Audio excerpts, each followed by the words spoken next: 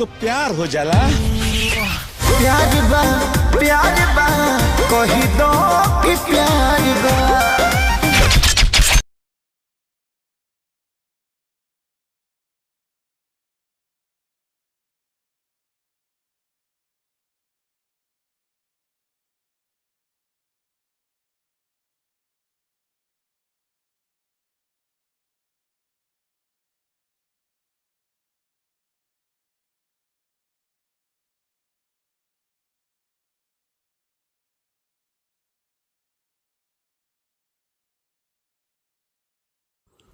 नमस्कार दोस्तों, सो hey guys, आप सभी को स्वागत है Bhojpuri matter news YouTube channel में।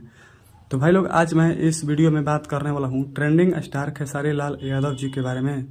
तो हिट मशीन खेसारी लाल यादव जी के फैंस, आप लोग हो जी तैयार। आपके और हमारे बीच में दो बहुत ही बेहतरीन सॉन्ग का पोस्टर रिलीज कर दिया गया है और पोस्टर के माध्यम से कंफर्म रिलीज डेट भी आ चुका है कि कब और कितने बजे और किस यूट्यूब चैनल से फुल वीडियो सॉन्ग रिलीज किया जाएगा। एक मूवी का सॉन्ग आ रहा है और एक लोकगीत सॉन्ग आ रहा है। तो पहला अपडेट ये है कि मूवी का सॉन्ग आपके और हमारे बीच में रिलीज किया जाएगा कल सुबह ही 6:30 बजे फुल वीडियो के साथ। सॉन्ग टाइटल का नाम है प्यार बा। मूवी का नाम है श्री 420। सिंगर है खेसारी लाल यादव एंड साथ में ड्यूट किए हैं खुशी कक्कर जी। गीत लिख कर दिए हैं कृष्णा बेदर्दी जी। संगीत को बजाए हैं कृष्णा बेदर्दी जी। मूवी का प्रोड्यूसर हैं मधु शर्मा एंड समीर आफ्ताब। डायरेक्टर हैं प्रवीण कुमार। हिट मशीन खेसारी लाल यादव जी के साथ एक्ट्रेस नजर आने वाली है इस सॉन्ग में श्वेता महाराज जी। तो श्री 420 मूवी का सॉन्ग आपके और हमारे बीच में रिलीज किया जाएगा कल सुबह 6:30 बजे SRK म्यूजिक यूट्यूब चैनल के माध्यम से। तो दूसरा अपडेट ये है कि मेट्रोन म्यूजिक यूट्यूब चैनल के माध्यम से ट्रेंडिंग स्टार खेसारी लाल यादव जी का बहुत ही ज़बरदस्त गाना आ रहा है। टाइटल का नाम है मरद अभी बच्चा बा 2।